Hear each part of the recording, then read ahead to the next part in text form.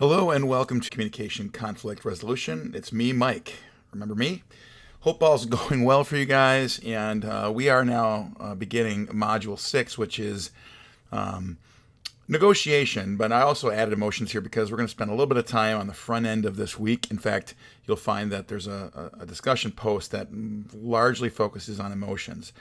But that actually builds up to what we're going to talk about in negotiation. Obviously, emotions play a big part in whenever we have negotiations with others. So these two modules tend to bleed together a bit here in the first module. So we got a discussion post on Thursday, and then we have a reading quiz number 10 on Sunday at midnight, which is worth 15 points. So not a lot of points, but a fun chapter nonetheless. And obviously, there's 2 weeks here. We're going to talk about negotiation writ large. So exciting topic, and I think certainly we talk about things that are prescriptive, things that help you in your day-to-day life. I think this chapter and this module in particular is going to be rise to that level. So, all right, so first what I want to do is watch this video. If you're doing that, that's great. This will be a little longer because there's a bit of content, quite a bit of content here, so I'll try to be quick.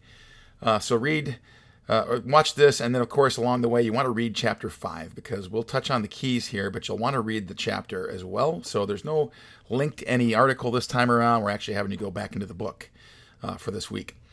2 videos I want you to watch in advance of submitting your discussion post number 5, which I'm titling Finding Your True Colors. So Finding Your True Colors is kind of neat because both of these videos talk about color coding and how we view ourselves and how our brains process things. So without giving away too much information there, I'd like you to watch those 2 videos before you post your discussion number 6 post, Finding Your True Colors. Then you can kind of pivot, cleanse the palate a bit, because then we're going to clearly talk about chapter 10, which is really all about negotiation. So there's 2 videos I want you to watch. They're short ones. They're just fun little videos, but both in their own way illustrate some points we'll make regarding chapter 10 and negotiation. So that's it in a nutshell for this week. Let's press on.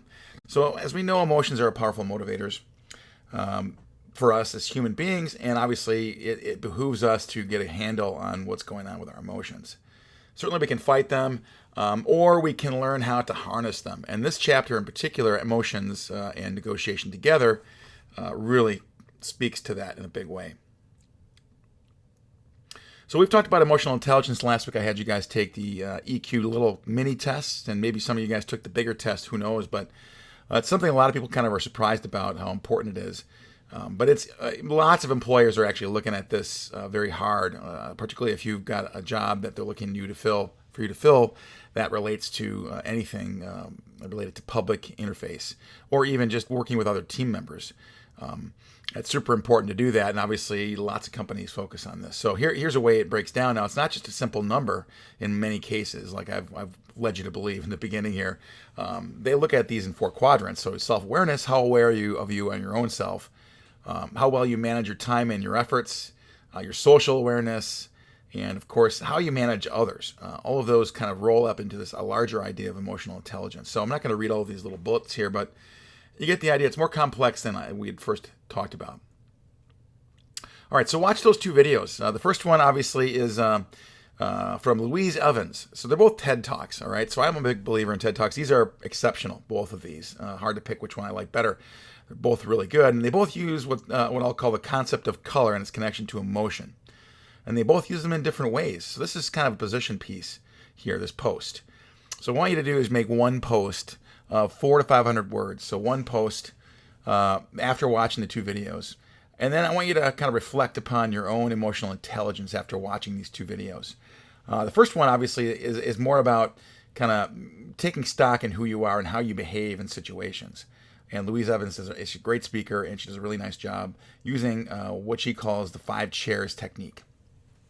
And then I want you to watch the second video featuring Scott Schwefel, who is obviously, again, another great speaker. And TED Talks are kind of known for that. But he talks about another way. I'm a big believer in knowing thyself and getting to know who you are. Here's another way of looking at that. So it's color-coded. So there's 4 colors. And my question to you is, which color are you? Now, you might be a blend of different colors, and a lot of people are, so it's not a perfect science. So you're not everybody's a red versus a blue.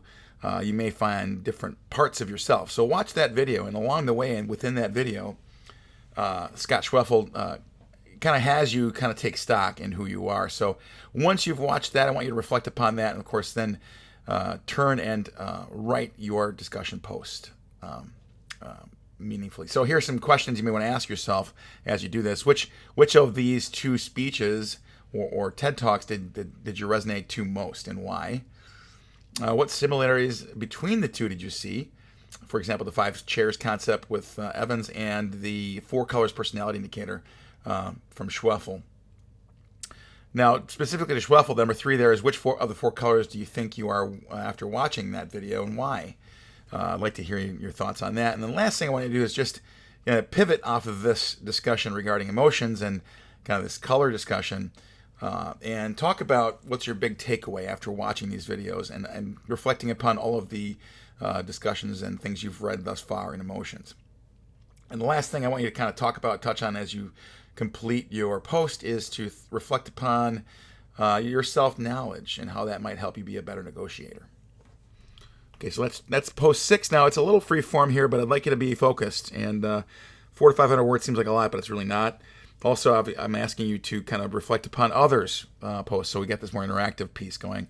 So like we've done in the past, 50 words this time for each response. If you want to go longer, that's not a problem, but make it focused for 25 points for this assignment.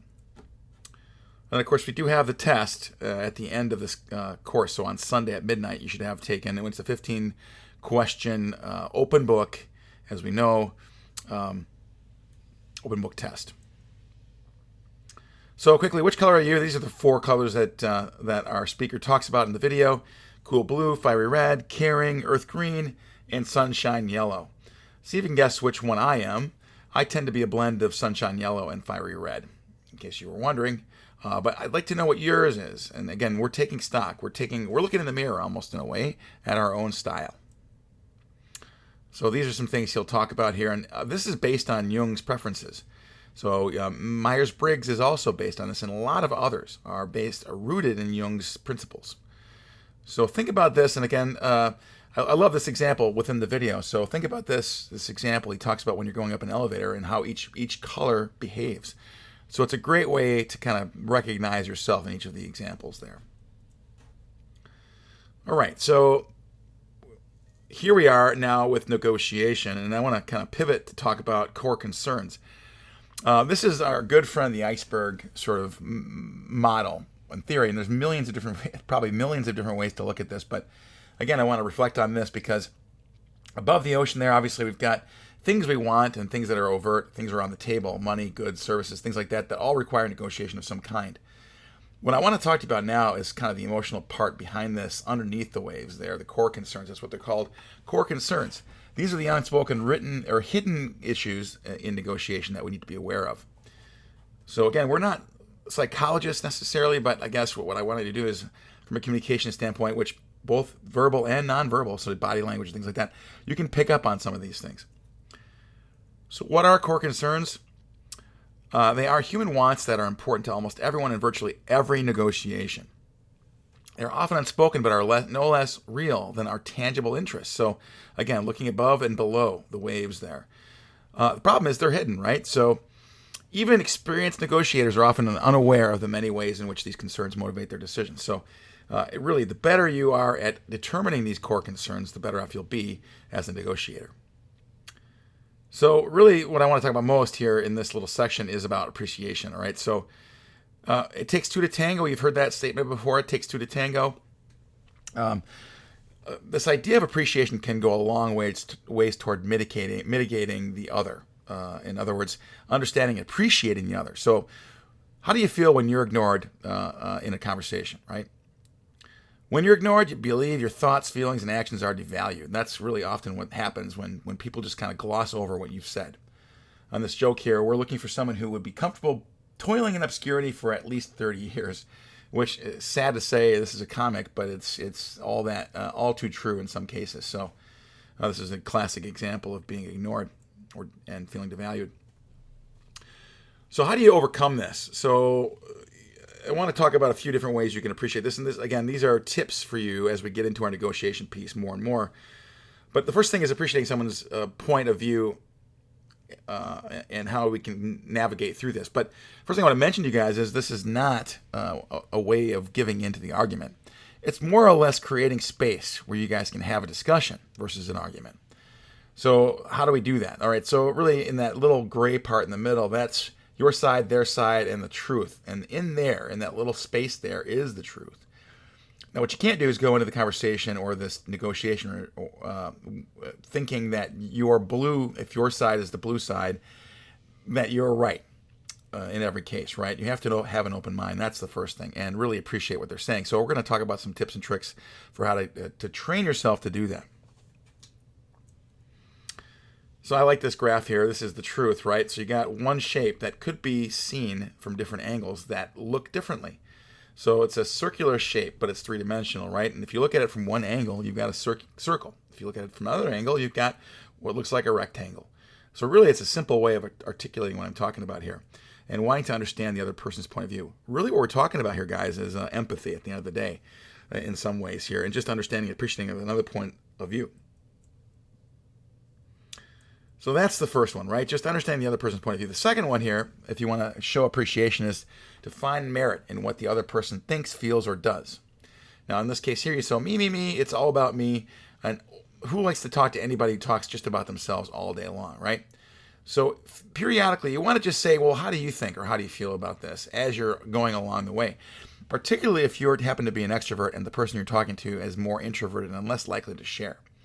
My wife and I, for example, have that situation. She is not, well, she's loosened up quite a bit, but early on especially, my opinions tended to overwhelm her and many others, frankly, as well. So I've had to use this a lot in my career and my life, just understanding and appreciating the person's point of view. The third one is, of course, demonstrating your understanding of the merits you have found in their arguments. So not just saying, oh, I understand that, but also saying, all right, I see a silver lining here. I see what you're saying. So how can you do that? Like I said, I hear what you're saying. You could say that. So you really want to demonstrate your understanding of the merits you have found in their argument. And there may not be a lot, but there's always something. And really what you try to do here is create common ground.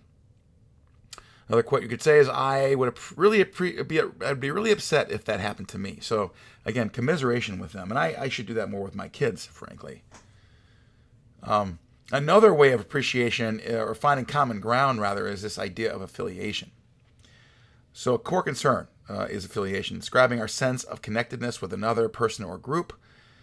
It is the emotional space between us and them. So some ideas on how to improve your structural connection. You can find common ground through age. So in other words, I'm 53. People in my age group, we have common things we can talk about through our age. And obviously there's maybe, and I don't believe this personally, but I think age commands some certain amount of respect, particularly if you're a young person talking to a person who's older who may have seen things. Now, this is a discussion my daughter and I have pretty much daily. That she thinks, I in my head tell myself that she seems to think she knows everything already as a 15-year-old. So I have to step back from that as well. And conversely, I think she should take a hint and suggest and understand that, I may have a understanding that she has not experienced yet. Of course, rank, if you're talking about anything related to the military or any other profession that has a tiered structure, acknowledging their rank is another way of saying, I'm affiliated with you. Family, of course, background, and mutual interests all kind of round out this different way of thinking about affiliation. And that's really important, right? Just finding common ground through this affiliation piece is a great way of demonstrating appreciation. So affiliation also can be thought about this way. So think of the other person as a colleague and work on ways to build your relationship. So again, finding one of these areas here and then building on that. How do you do that? So we meet in person. We can meet in person. I think, emails tend to be impersonal and two-dimensional. If you meet in person, you get this chance to really kind of engage with them and use active listening, right? And do some of the things we talked about here with regard to appreciation. Talk about things that you both care about. And don't be afraid to give the other person space if you sense you're making them uncomfortable. So again, watching those nonverbals, using active listening, and making sure that you guys are aligned. And sometimes, like I said, you may have a person who's not willing to share that they're uncomfortable. So you just maybe sometimes have to be a sleuth that way. Last thing I want to say about affiliation is don't be afraid to let the public see the two sides working together to find a resolution, particularly in the context, let's say, for example, you've got a business discussion going on that's contentious. And sometimes that happens within the organization where one department is pitted against another. So I've had this situation. I used to work in marketing for a very long time in my career before becoming a full-time teacher. And oftentimes we've had altercations with the sales department and sometimes engineering and other places. Marketing was kind of like the black sheep of the family, as it were, for a company, because particularly companies that didn't believe in marketing. But wherever possible, when I had these come to Jesus meetings with other departments, I would make sure that people knew we were working together toward a solution. So negotiators often fight for status because they believe there's only one single dimension of status. As we've seen now, this is not true, right? So there are many types of status we can think about, right? So acknowledging someone's education. So if someone has a PhD or even a master's degree, you can acknowledge that as a way of saying, all right, I get where you're coming from, and I acknowledge your expertise. Computer skills could be another. Technical skills of any kind, frankly, is a way of kind of leveling the playing field. Life experiences. So if somebody's been through a lot of things that you haven't experienced before, acknowledging that is really half the goal to mitigating and creating a safe negotiation space. Social skills and emotional insight are all other things that are intangibles that negotiators can kind of take into stock. Now, it's funny to me how many times you see negotiators who have kind of a singular focus and really are not able to look at the 360 picture. So really, I encourage you guys, again, to kind of look at this from many angles. And you're always looking to find a way to help reduce emotion is really what we're doing here. So acknowledging status, right? Be courteous to everyone. Acknowledge status wherever due. And really don't, like this quote here, to not have your suffering recognized is almost unbearable form of violence. So what you're really doing is periodically taking stock and acknowledging the other. Last thing I want to say about affiliation is to trust your instincts here. Use your rational head. Does it make sense? And also, how do you feel? So the rational and the emotional side. A lot of times, in fact, there's tons of research on this, that your gut instinct. There's a great book called Blink, and another called The Tipping Point, written by Malcolm Gladwell, to get at this point in a big way. But particularly The Tipping Point and Blink are two books, I think, that help you understand that your gut sometimes is the best one, the best hunch to follow. So use your gut, trust your gut. Okay, so that's kind of it in a nutshell. We're going to kind of pivot and maybe focus now more on negotiation. And we're going to talk about Chapter 5, negotiation skills and resolving conflicts with others. Again, always in the background, we've got emotions, right? So that's an important thing to think about. So negotiation is listed as a skill that requires listening, critical thinking, and communication. So here, this cartoon here is showing a bunch of different ways to think about this, and obviously a lot of pitfalls, a lot of possible solutions to any negotiation. So really, it's an art form at the end of the day, and the people who are really good at this really get the emotional side as well and understand that you can't just look at it from one angle and hope to be successful, right? You've got to look at it from many different angles. So Chapter 5 discusses strategies, tactics, and skills, and then examines ethics and cultural factors in negotiation. So that's really this chapter in a nutshell. And like I said, at the end of this, you'll have a 15 questionnaire open book. So early on, the book talks about, in this chapter, talks about Henry Kissinger, who's been around forever and a day. It's surprising he's even still alive, to be honest. But he has been through numerous different presidencies, always as a diplomat. And he said, in a diplomatic negotiation, you always meet the other side all the time. Even if you should succeed in outsmarting him or in pressuring him, it only sets up a cycle in which he will try to get even. So another way of saying this is, what comes around goes around, really, is you could say that more quickly and more succinctly. So just know that if you win one, you may very well lose the next time around because they're going to be pitted against you in a bigger way. So what's the trick there? We'll learn this in this chapter. And in fact, this week and next week, we're going to talk about how you can win and still make the other party feel like they've won. And that, I think, is a great way to upset this karmic cycle And that's really what it is, in my mind, is a karmic cycle where what comes around goes around. So more on that when we get to it, but just want to share this quote with you to start off with. So some definitions here, and this is in the quiz, these 3 negotiation definitions here. The first is from Kissinger himself. And he said, negotiation is a process of combining conflicting positions into a common position under a decision rule of unanimity. So really fancy way of saying, working together toward a solution. Number 2 here is negotiation occurs whenever people cannot achieve their own goals without the cooperation of others. And the last version of this, because it is a bit murky, right? You've got different ways of thinking about negotiation, is, quote, negotiation entails 2 or more interdependent parties who perceive incompatible goals, who engage in social interaction to reach a mutually satisfactory outcome. That's from Putnam and Roloff. So all of these are technically correct, right? So there's no one clear solution or one clear definition for these. All right, shortly after this, in this chapter, they talk about something called Zeitman's 5 negotiation strategies. And I've broken this up into 2 buckets, okay? The first is what are known as distributive approaches, or zero-sum gains, which I'll explain in a second here. But zero-sum gain, in a nutshell, is essentially that both parties kind of get a piece of the whole pie. But there's a portion of the pie. There's only 100% of the pie, so 50-50 or 60-40 or whatever happens to be the case. These approaches really focus just on the distributive approach. So in other words, taking what you've got in front of you. Okay, so conversely, we'll talk more about the integrative approach, which is really more about making the pie bigger. So we'll talk about that in a second here. But let's talk about these first, distributive approaches, right? Not as powerful, I would say, as integrative approaches. The first is structural approach, in which power is a central determining factor, right? And we've seen these before where you've got 2 powerful, well, maybe you've got 1 powerful entity against another, or maybe 2 powerful entities. Either way, as we discussed in Chapter 2, the very powerful don't always win over the powerless. Remember when we talked about Saul Alinsky and some of the things you can do to take back power in those situations. To explain this, structuralists include availability of alternatives, the use of tactics, and negotiation skill. But either way, there's a structural approach to negotiation there.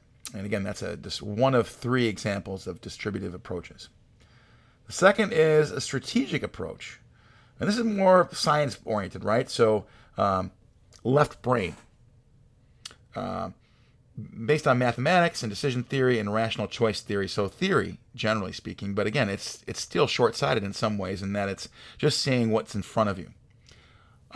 Negotiators are seen as rational decision makers who make choices based on which decision best serves to maximize their gain. So really, there's not much in the way of empathy in the strategic approach. It's just more about the facts. And I've had plenty of people I've known over the years who focus primarily on the strategic approach without taking into concern the emotional or human side of that. And the third one here, processual approach, is really a combination of the structural and the strategic. And it looks to learn from each party's concession behavior to communicate intention. So it's a combination of both structural and strategic. So let's talk more about zero-sum game. Like I said here, it's zero-sum game. We are opponents, right? It's a competitive sort of approach or style. A lot of people in this country, in fact, versus other countries, like, for example, Japan, where it's more collaborative. But here in this country, by and large, you've got this opponent-based sort of approach. My interests, I win. Your interests, you lose, right? So zero-sum gain is what that's known as. Here's another way of looking at this, and this is what you see today here, especially in the U.S. We have this prevailing business ideology of hang on to what's mine. And really, if you look at any business slides, I teach media planning and buying, and I have the students kind of break down the competitive set. In other words, who's vying for the pie in a specific category. Let's say, for example, Coca-Cola versus Pepsi versus RC versus any other soda manufacturer, right? There's one piece of the pie there, and how do they divide that up? So hanging on to yours is really an example of this distributive approach or zero-sum game. All right, let's talk about integrative. Kind of more fun and obviously a little bit more win-win approach to these negotiations, right? And things you should strive to achieve in negotiations using some of the things we've talked about. So the behavioral approach focuses on negotiators' personalities, right? Now, obviously, you're not dispensing with these other ideas here, right? Some of the facts, but also you take into account the individual persons, the people that are involved. So individual negotiators look to benefit their own interests, right? And that's what we've talked about. Altruistic negotiators, which we're talking about here with the behavioral approach, are motivated by an exclusive concern for the other party. So the cooperative style is oriented toward concern for the well-being of both parties. And that's really what we're talking about here, right? And that's a behavioral approach. And that's just thinking about those ways of thinking about the negotiation. Largely, the integration approach, you frame negotiations as opportunities for win-win, like we've talked about, right? When you have an orange, and you find after discussions that, and I've got another example I want to share with you guys here coming up, but that one party wants the peels for cooking and the other wants the fruit just to eat it and enjoy it. And that's a win-win. But it doesn't happen quickly or easily in every case. So growing the pie so that everyone can have a bigger piece is really what integration is all about. So love pie, and here's an example of that. Distributive negotiation only admits that there's a pie that size. Integrative negotiation takes a different look at it and has a more holistic point of view. So looking for solutions to the problem that may not be on the table with the distributive approach. A little cartoon on that. So, and this is a lot of companies do this as well, to use the example again of business. This joke here, the idea is not to only grow our piece of the pie, but to also expand to other nearby pastries.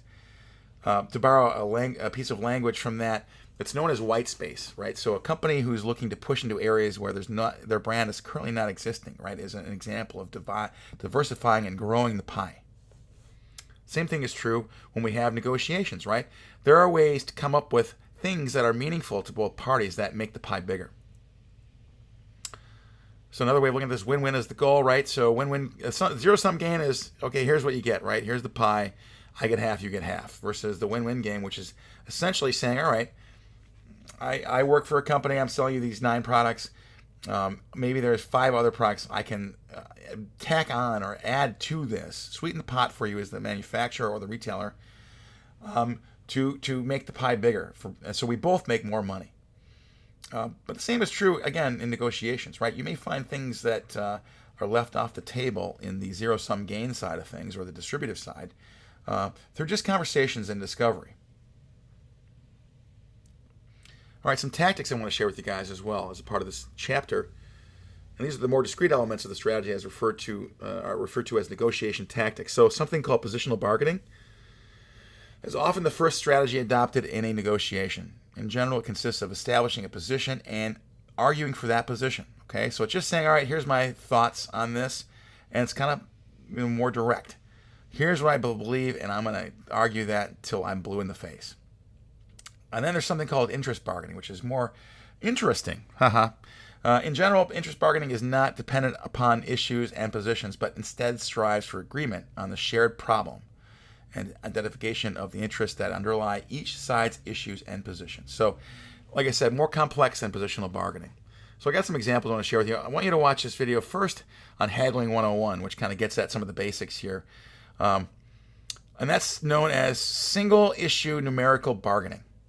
Okay, and this video here, Haggling 101, is from Pawn Stars, so it's a quick little ditty on that. And the guys from Pawn Stars, the show there, kind of break down how they do it. Okay, and we'll talk about different ways to do this, but what I want to share with you guys here is this idea of single issue numerical bargaining. So single issue means there's one thing, right? One issue at stake here. The cost, in this case, in pawnbrokers or Pawn Stars, really, is just, I have this item. How much would you pay me for it? So the seller's range is really where the seller is willing to go, and the highest desired price. And most often, if they're smart, they'll start at the highest price they think they can get for it, right?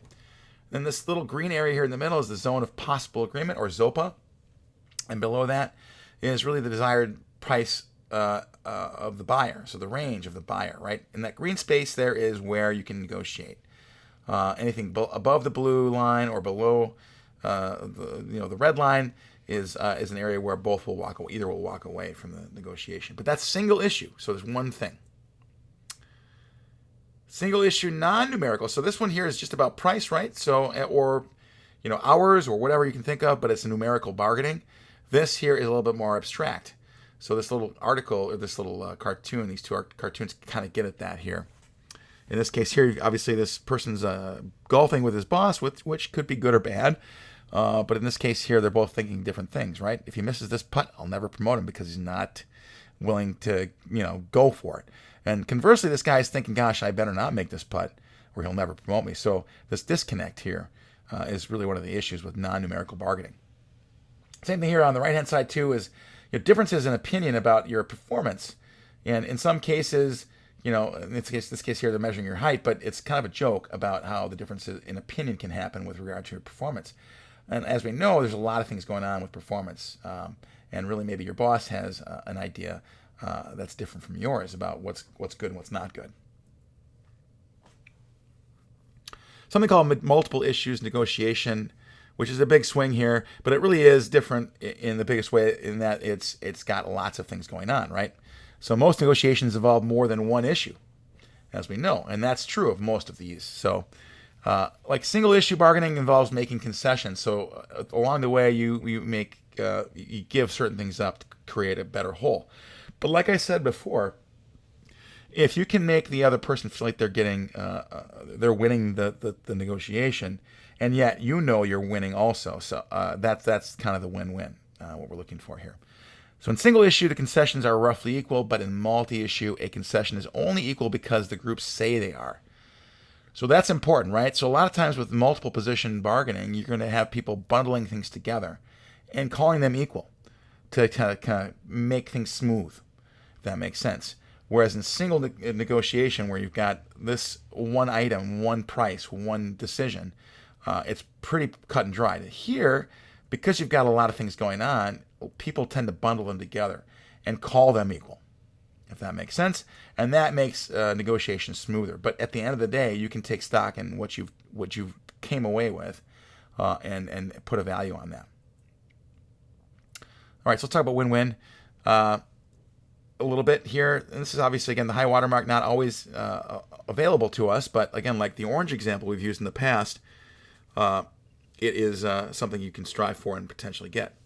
So remember that collaborating is not compromising and win-win negotiating is not compromising either. So here's the example that this chapter talks about, right? So you've got a car and you've got two people looking to buy a car. I believe it's a case of a student trying to buy a car from another person. The car price is $5,700 and the offer is $4,800, right? Now, if you use this example again here of the Zopa, they've got some room to work with here. So straight haggling over the car leads to an impasse in this case, right? They both know she wants to sell the car and she wants to buy the car. So really what we want to do here is ask some questions and think about different ways to think about this, right? So person one who wants to buy the car does not have access to the full price, whatever price they decide on. And that's why they're sticking with the $4,800. Now, they both know the car is worth $5,700, right? So at the end of the day, how do they compromise? They end up splitting it into two payments, and that satisfies person two, who is the buyer, their requirement to buy the car. And the person then, of course, person one who's selling the car gets their money and has no problem getting two payments versus one payment. So it's a win-win. That wouldn't have happened had they not discussed it in more depth. So that's win-win negotiation, a good example of that. I want to talk about interest bargaining a little bit more here, right? And this is good timing because obviously we're at the cusp of Season 7. If you haven't watched Game of Thrones, I highly recommend it if you can stand the blood and guts and gore. But a good example is Jon Snow here for interest bargaining. So I want to use this as an example. Interest bargaining requires that parties forego many of the assumptions of positional bargaining and follow these principles.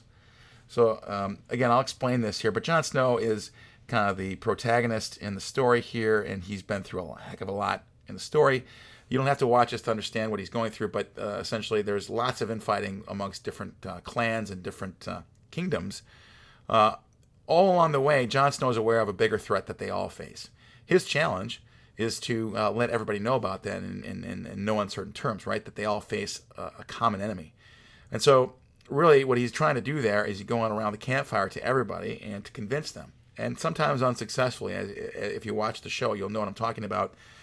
He has not some success, but always great success. But obviously we'll find out in Season 7 here what happens. But some points, and this is illustrated perfectly by what Jon Snow's been doing, really. And I've got a little short video to show you this example, because there's lots of conflict, and it's not always a popular thing to do to interest bargain. First thing you want to do is share relevant information critical for effective solutions, right? So Jon's trying to call attention to the fact that there's the army of the dead marching upon everybody. And the fact if they are successful, everybody will die, right? So not everybody believes at this point, right? So he's trying to share relevant information critical for the effective solutions. Second piece, focus on the issues, not the personalities. And the clip I share with you here is of a young boy confronting Jon Snow as to why he's befriended a certain group for that goal, right? The larger goal is to band together and fight a common enemy. In spite of that, emotions get in the way, and this young person is questioning why he would befriend a group of people who killed his family. So focusing on the issues and not the personalities is really the goal there, right? And that's what Jon Snow is doing here in spite of everything. And it puts him at great peril, frankly, to do that. But nonetheless, he does focus on the issues. Third point, focus on the present and the future, not the past.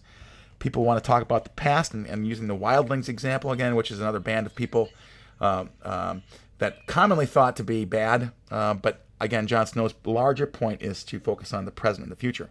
Present danger of the group of people attacking everybody, the group of the dead, coming after everyone here. And so focusing on the present and the future. What could the future be? Well, it could be a future of just death and destruction unless they band together. The past is the past, right? And that's what Jon's main message is in the Game of Thrones. Fourth point, focus on the interests underlying the issues. So what are the interests? Survival, right? In this case, not who is sitting on the throne at any given moment. It's more about we have to band together to beat the common foe. The fifth point, focus on mutual interests, helping to satisfy the other party's interests as well as one's own. Again, it's obvious here, banding together will satisfy everybody's needs to survive. And last but not least, evaluate options developed to satisfy those interests by objective criteria. So again, these are all things that Jon does, and again, this is what we do at interest bargaining, right? You're taking a holistic view and setting aside the past and the emotions for the greater good. The key, interest bargaining assumes that parties should work together to achieve solutions that satisfy mutual interests. Okay, interest bargaining serves to enhance the relationship between the parties and among the parties, I would say. In the case of Game of Thrones, there's numerous parties kind of battling it out, and the whole 6 seasons kind of shows that in different ways, with the real threat looming in the background. So we got this, distinction between positional versus interest bargaining, right? So on the left-hand column here, we've got collaboration and interest-based stuff that Jon Snow is trying to do here. Like it's kumbaya, right? Either we hang together or we hang separately, which is a quote from 1776, and when we were against the British. So collaboration and interest-based, focusing on mutual gains, seeking underlying needs, being joint problem solvers. Again, it's together. Separate the people from the problem, right? So that's the other thing we have a problem with, right? And again, the example I used, the video you'll watch of the young boy confronting Jon Snow about his family. Obviously he's a young boy, not able to see the bigger picture, but the goal here, as much as possible, is to separate the people from the problem. In this case, the Wildlings being the people problem. Sharing information, and that's sometimes, we've heard that knowledge is power, right? Sometimes people withhold information, and Game of Thrones is no stranger to that.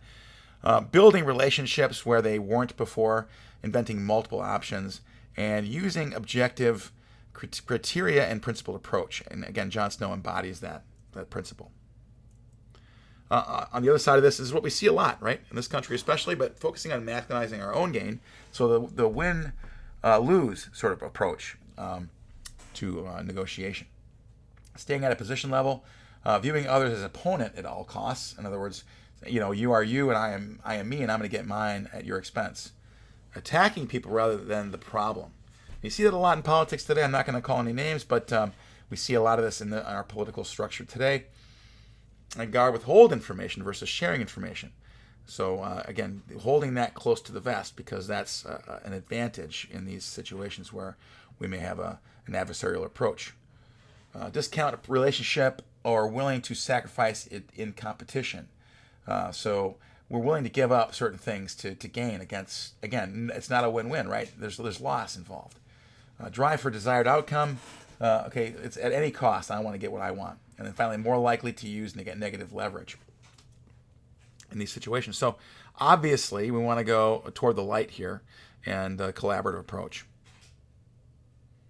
A couple of final points here on hallmarks of the skilled negotiator, right? So now, you would think that a negotiator whose skill would be doing a lot of talking. Well, quite the opposite is true. Good negotiators really are good listeners. So that's the first thing. And I'm not the best listener. I'll be the first to admit that. My wife would probably second that. But obviously listening is a key skill. So I would say even in addition to this class, you could take a listening class and really benefit from that. But listening generally more than talking is important for a skilled negotiation. Ask good questions that serve to verify information. So you're always looking to qualify things. Ask creative, open-ended questions. What ifs? A lot of the what if questions. A lot like what I do in marketing, right? When you're trying to find a creative solution to a problem, it's no different here. You're asking what if questions that maybe seem out from left field, but ultimately can lead to some really cool solutions. And the last point here is the objective is to give the other party the opportunity to provide information, exchange concessions, and move toward an agreement. So really having an open mind, and when you're employing an adversarial approach or a positional approach, that gets shut down. So ethics in negotiation, I want to quickly talk about that in this chapter, and then we'll kind of wrap up. At what point should exaggeration, misrepresentation, or withholding of information be defensible in negotiation? So that's a good question, right? So I want to talk about hard or soft negotiators first. Now, obviously, there's all kinds. So the question is, what kind would you be? Hard negotiators create difficult environments for sure, and that's on purpose in a lot of cases. I've seen examples, and you'll read this in this chapter, about folks who put their negotiation partner into tough situations to create these environments. Hard negotiators should also use threats and promises, right, to get what they want, and create artificial deadlines to force concessions. Hard versus soft. If you have kind of a hard negotiator versus a soft negotiator, you're most likely going to lose if you're the soft negotiator, right? So you're going into a tough situation where the other person has the leg up. And I tend to be much softer in my approach, generally speaking, so I know that to be true.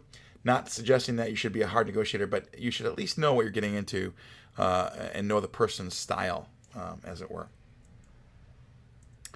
All right, so that wraps up Chapter 10 here. Chapter 10 has a reading quiz, reading quiz 10. So there you go. It's 15 questions, open book. You have 30 minutes to take it. Good luck with that. So with that, I'm going to close out here, and we're going to kind of pivot next week and continue talking about negotiation here writ large. A lot of fun here. There's an article that I want to share with you guys, and this is, again, practical information about negotiation that we'll talk about. That's my information there if you need to reach out to me for anything at all.